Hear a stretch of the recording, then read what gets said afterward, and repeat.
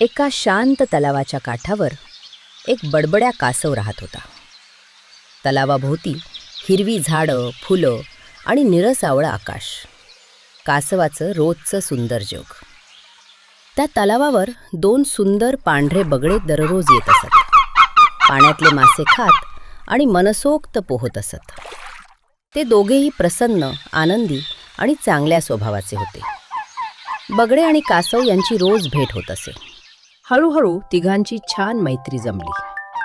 कासव रोजच्या रोज त्यांना गमती जमती सांगत बसे आणि बगळे त्याचं बोलणं मन लावून ऐकत.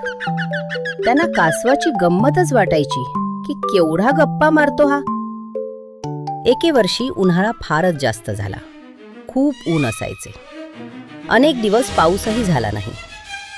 तलावाचं पाणी दिवसेंदिवस कमी होत होतं. काही दिवसांनी तलाव जवळपास कोरडाच झाला. कासवाला खूप चिंता लागली. मी आता कुठे जाऊ? इथे तर पाण्याशिवाय मी जगूच शकत नाही. बगळांनी त्याला सांत्वन दिलं, पण त्यांनाही काळजी वाटत होती.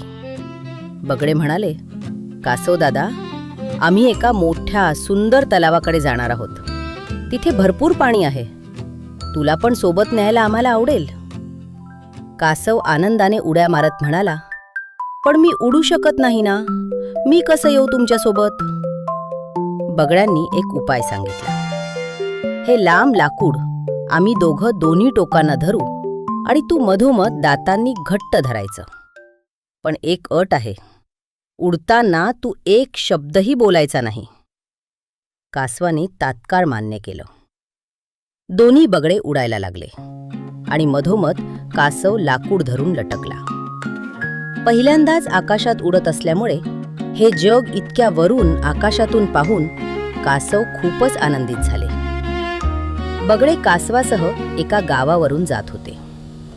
गावातील लोकांनी वर पाहिलं आणि आश्चर्याने ओरडले, अरे बघा, कासव उडत आहे.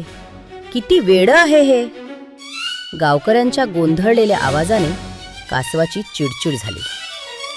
कासवाला त्यांचं बोलणं सहन झालं नाही. तो ओरडणारच होता, मी वेडा नाही. पण तोंड उघडताच त्याचे दात लाकडावरून सुटले. कासव जोरात खाली पडला. धप. बगळ्यांनी दुःखी नजरेने खाली पाहिलं, पण ते काहीच करू शकत नव्हते. बगळे म्हणाले, अरे कासव दादा, आम्ही तुला आधीच सांगितलं होतं, उडताना बोलू नकोस. कधी कधी शांत राहणं हेच सर्वात मोठं शहाणपण असतं. कासवाला आपल्या चुकीची जाणीव झाली. सुदैवाने कासवाला कमी मार लागला होता. बगळ्यांनी जखमी कासवाला पुन्हा उचलले आणि नवीन जागी घेऊन गेले. मुलांनो, या गोष्टीतून आपण काय शिकलो? बोलण्यावर नियंत्रण ठेवणं खूप महत्त्वाचं आहे.